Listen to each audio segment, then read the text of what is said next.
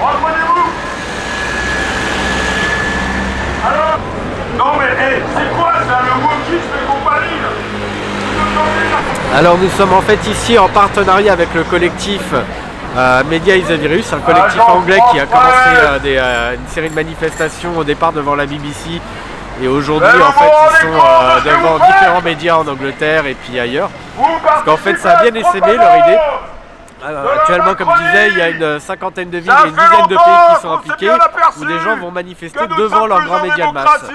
Alors c'est essentiellement des pays anglo-saxons. Et le point de départ de leurs revendications concerne les effets secondaires des vaccins qui ne sont pas médiatisés. Personne n'en parle, c'est comme en France en fait. Et on a pris contact avec eux et on a discuté, j'ai discuté en fait avec leurs responsables.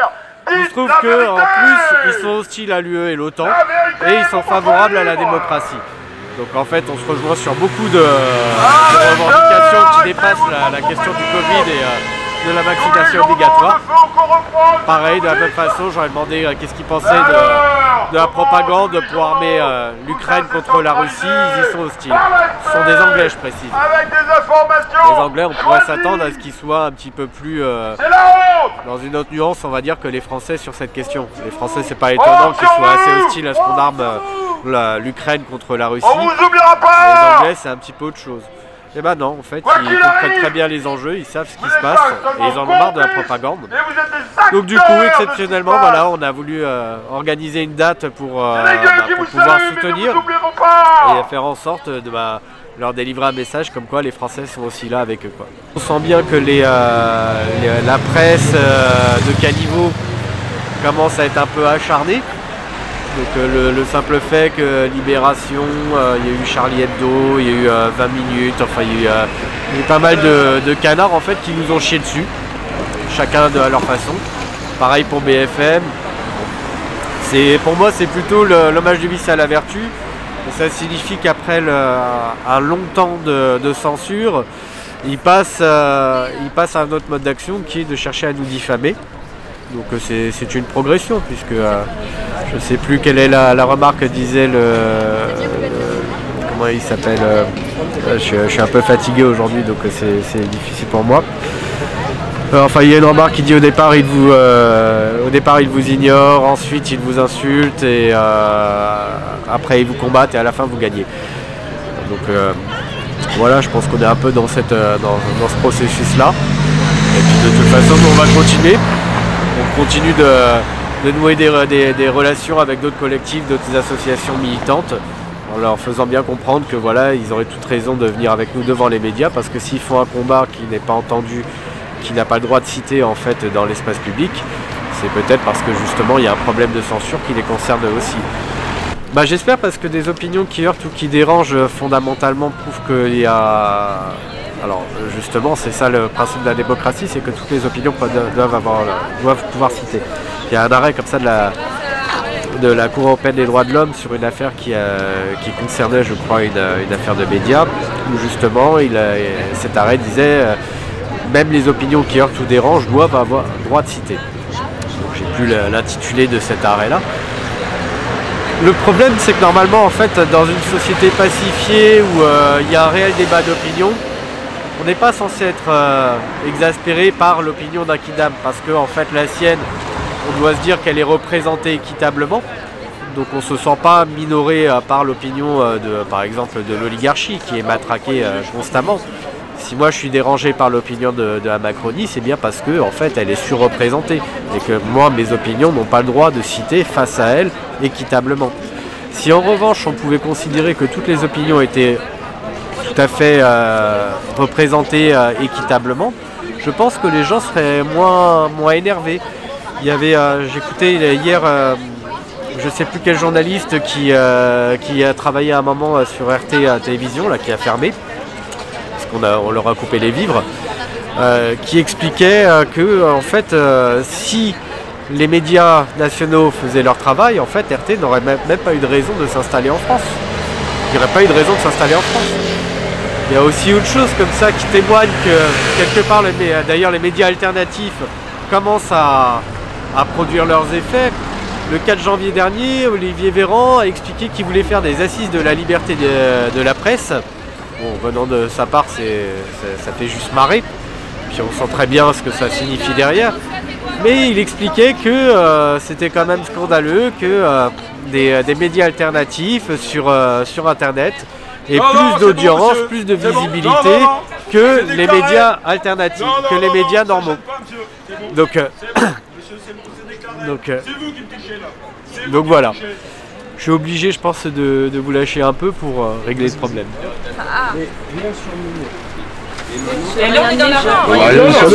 Vous cherchez à nous impressionner là ou quoi? Bonjour monsieur, vous êtes payé par des impôts? Excusez-moi monsieur, c'est une manifestation déclarée? Je te parle pas. Si, tu vas parler. Vous êtes poli avec les gens là. Bon, tu vas parler, c'est bon. Non, tu vas parler, je t'assure. Il n'y a pas de souci. Eh, on parle pas comme ça, monsieur. Non, mais t'énerve pas. T'énerve là, je t'ai vu. Je regardais si je pouvais les accoster. Non, mais ça, les murs, il n'en est pas question. Et c'est pas elle la responsable, c'est lui. Tu sais que ça nous appartient, ça? L'AFP, c'est à nous. C'est à nous. On le paye avec nos impôts. Non, c'est à nous. Vous savez, si vous êtes humain, moi je suis dans mon travail.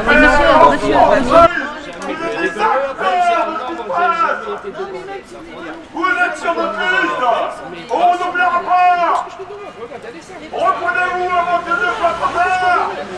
C'est vrai, il a la langue un peu chargée avec Mbappé. Ça remonte à loin, bon, ok. Mais bon, maintenant il lèche Zelensky. Hein, Zelensky qui danse avec sa bite. Vous avez pas honte? Moi je suis français, j'ai honte de voir ça. C'est la honte totale.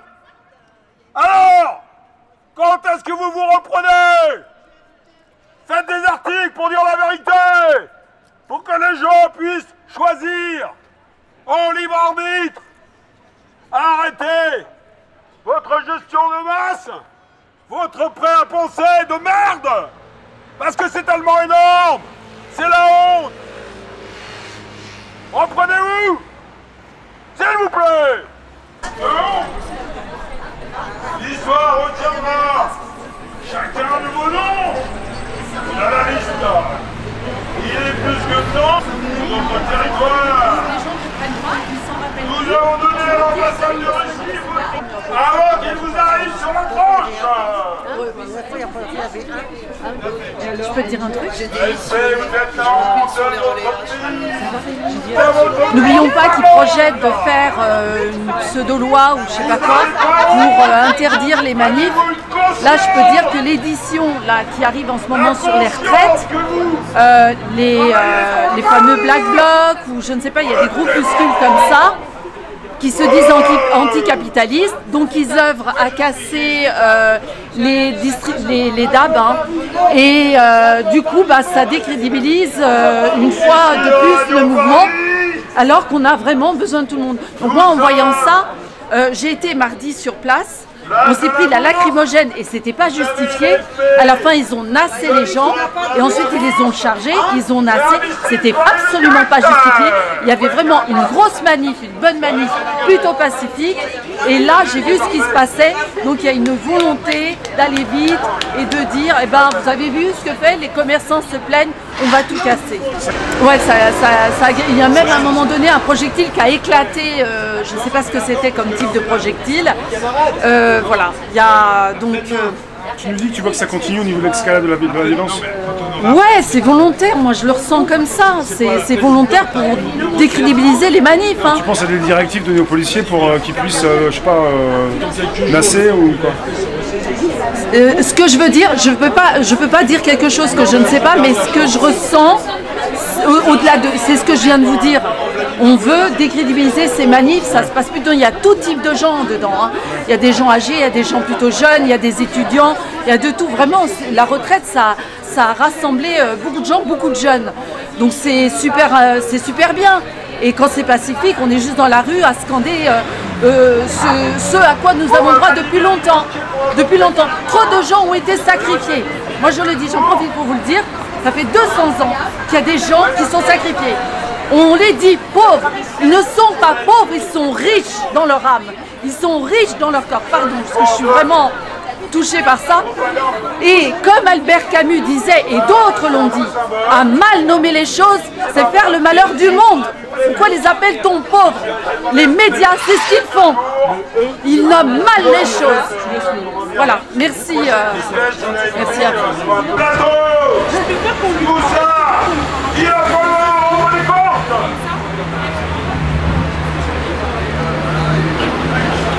On en a parlé des baleines, ouais. On t'a déjà parlé des baleines. Ouais, c'est François qui m'en a parlé de ça. Voilà. Des baleines. La France...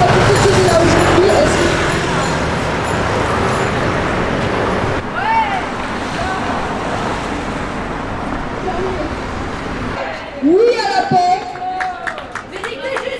Vous aurez une grande barre et d'autres, je pense. Et...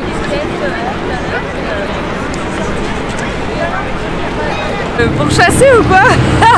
Excusez-moi monsieur, mais qui êtes-vous?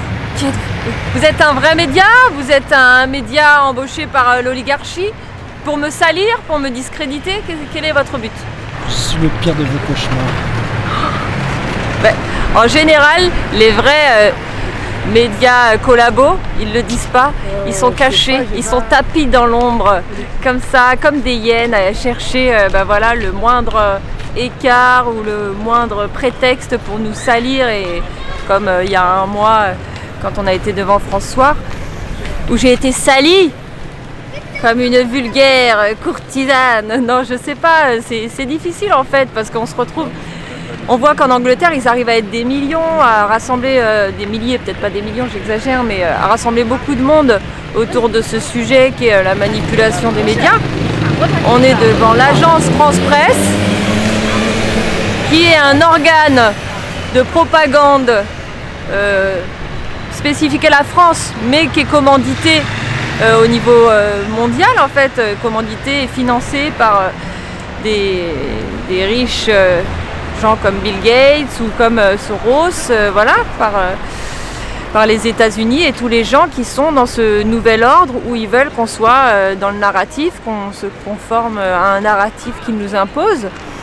Et donc, ben voilà, on n'a pas encore énormément de gens aujourd'hui, mais c'est pas grave, on avait fait une très mauvaise communication, on l'avait fait 3 jours avant, on s'est un peu, comment dire, affolé à la fin, mais voilà, moi, l'organisation, c'est pas non plus tout le temps mon fort, parce qu'on a plein de choses à faire. Mais que te dire, je dénonce mensonges, censure et manipulation, médias collabos, tous en prison. À un moment donné, il va falloir qu'ils rendent des comptes pour avoir menti, pour n'avoir pas rectifié les fausses informations, pour avoir embauché des agences de fact-checking qui, en fait, ne font pas du fact-checking du tout. Ils sont là juste pour écraser... et salir des personnes qui font leur travail correctement ou qui veulent défendre une opinion, ben voilà, comme je disais, comme les médecins, quoi. Donc voilà. Ben, ça a été assez rapide devant François quand on était... T'étais pas là, je crois. C'est le jour où tu t'es fait... non? J'étais chez les Gilets jaunes. D'accord.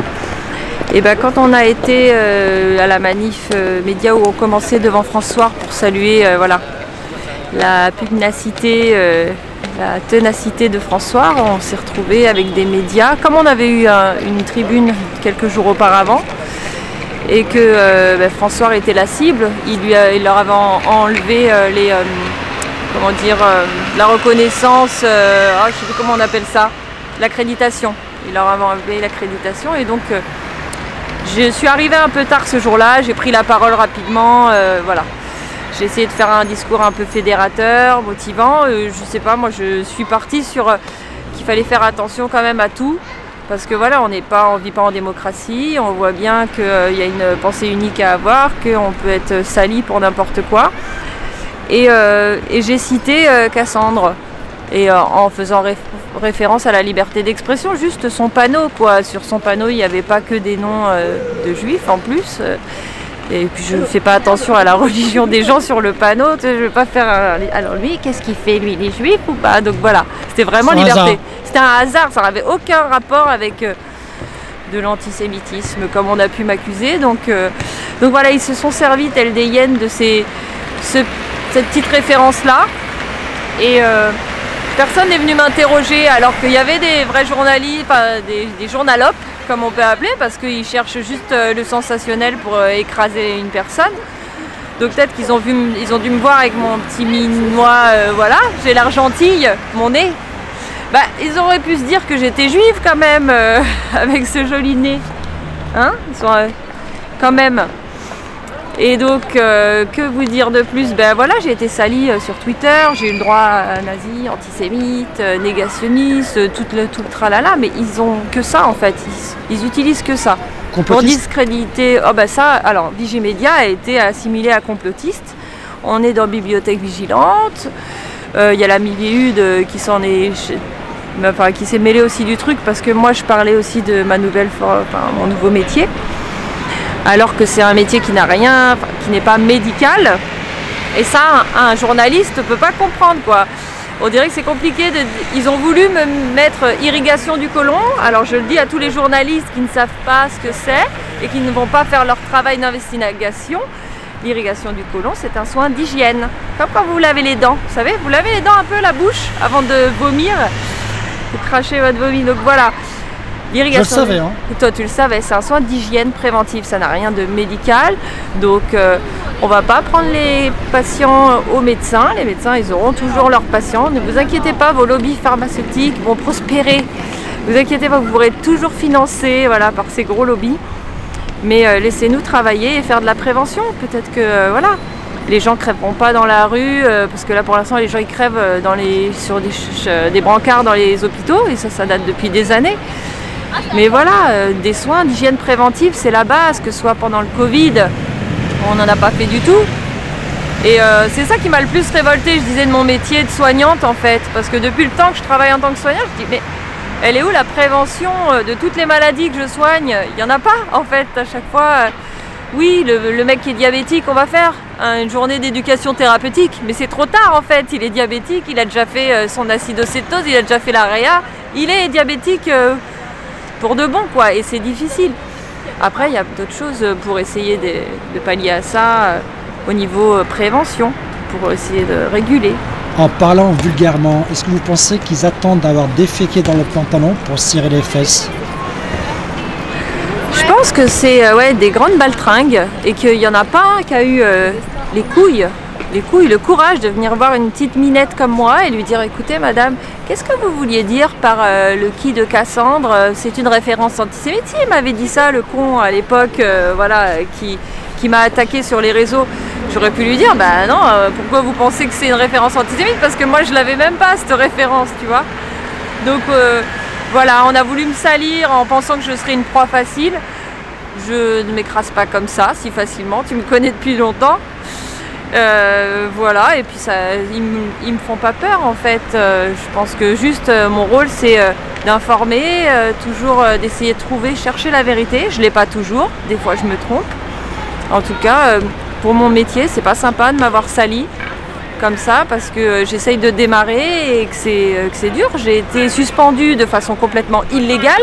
Ça, ils vont pas demander au gouvernement quelle est la légalité, même la légitimité d'une loi comme une suspension sans salaire, sans aucun droit, auprès de gens qui ont fait des études, qui ont toujours payé leurs impôts. Enfin voilà, c'est juste aberrant. Donc là, c'est juste des commères, des propagandistes, des belles commères, tu vois, c'est ça, et qui obéissent à des ordres qui sont financés par l'oligarchie, par le gouvernement, pour donner le narratif qu'on leur donne.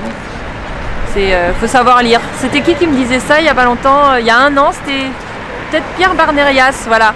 Oui c'est ça, il m'avait dit, vous savez, maintenant pour être journaliste dans ces journaux-là, il faut juste savoir lire. Donc voilà, il n'y a pas besoin d'avoir d'esprit critique, de prendre du recul, voilà. Lis et ferme ta bouche et obéis quoi. Chaîne de CNews, il faut savoir réfléchir. Ah, ça c'est ça que j'aime avec ta chaîne, Léopold. Bah oui, LDC, voilà, on se pose des bonnes questions, il interroge des personnes, il cherche la vérité. Et puis il cherche à aller au contact du citoyen et puis voilà, des gens simples, des gens honnêtes, voilà, on n'a rien à gagner. Moi j'ai pas de conflit d'intérêt, on a tous froid, je sais pas comment dire, on est fatigué, on a froid, on a nos vies. Moi j'ai mes enfants, ça m'arrache le cœur de ne pas pouvoir m'en occuper.